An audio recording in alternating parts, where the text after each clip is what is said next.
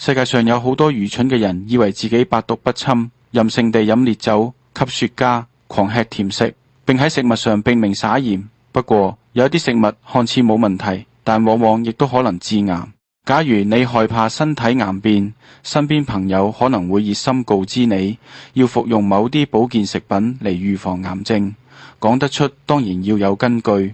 你不妨問，呢個保健食品真係可以防癌咩？你係點樣知道嘅？你係從邊度睇到嘅？可唔可以與分享嗰啲資料？亦即係話要認真地尋根究底，因為我哋唔能盲從西醫、中醫或衛生部長，我哋要相信科學。醫生做完乳癌切除手術後，通常會開一種叫 tamoxifen 嘅口服藥物，用嚟防止乳癌復發。呢個藥屬於雌激素受體阻滯劑 estrogen receptor antagonist。原來乳癌細胞一般有雌激素受體，動物雌激素包括蛋黃、海膽、魚子、蟹子、蝦子、蟹膏等，可能會激活乳房細胞。